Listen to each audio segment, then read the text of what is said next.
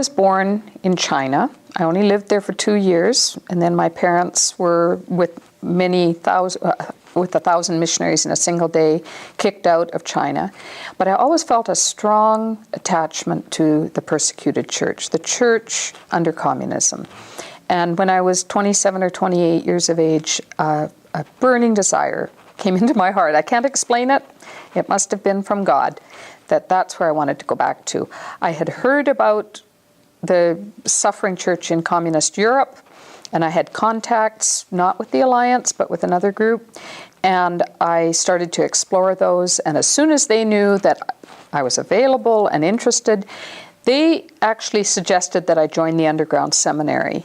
There was an underground seminary traveling in from the West, and I remember thinking, yeah, but I want to go with the Alliance. I was becoming Alliance through and through, because all through university, I had been at Foothills Alliance Church, and it had had a powerful impact through the pastor, Gordon Fowler, was passionate about missions from the pulpit, and I wanted to go through the Alliance route.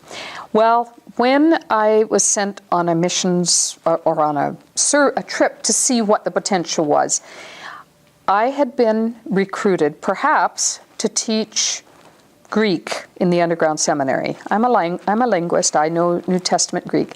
But my first trip to Romania, I knew instantly that the men in Romania would never receive Greek from a woman. I remember sitting in a smoky, hot little room at the back of the church in Bucharest on my first trip to Romania, and I was there to observe the men's ministry, and the men were so afraid of this woman, a theologically trained woman. But God put in my heart, well, if the men aren't open to a woman teaching them, perhaps I can teach the women. My heart had been captured by Central Europe. And so I remember sitting there at that table, and I said to the pastor, to the pastors sitting around that table, I said, would you consider bringing your wives on the next trip when you come to Bucharest? And I would love to invest in your wives. And I'd like perhaps to start a ministry among women. Teach them the same curriculum you men are studying. There was this long, awkward pause among those 12 men. And then one man said, and he was the leader of the evangelical movement in the country, and he said, train women? You can't. They talk too much. That was, everybody laughs when I tell that story. And I laughed too. They laughed as soon as the man said it.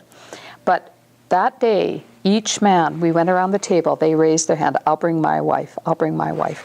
That was in the end of 83, and in the beginning of 85, I moved back. The Alliance caught the vision. Arnold Cook and churches in the Calgary area got behind this vision and decided that the Alliance needed to make investment into communist Europe. And they were willing to send me, even though, in a sense, it was an unusual thing for Alliance mission in those days. And so in 85, I went back and started what I had promised at the end of 83. I had 10 women came to Bucharest. We soon realized that asking them to come all the way to Bucharest was too hard for women who had families and worked, most of them an 8-hour job every day. I said, I can come to your city. And so in 85, I began groups, 5 or 6 groups all over the country. Every time I met with them, I laid before them 2 Timothy 2:2, where Paul said to young Timothy, the things you have heard me say in the presence of many witnesses, commit to others who in turn will teach others.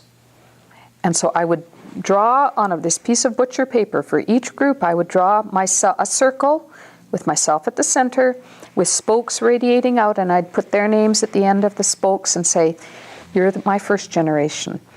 Who is in the group you're gathering around yourself? And slowly, they were catching that vision.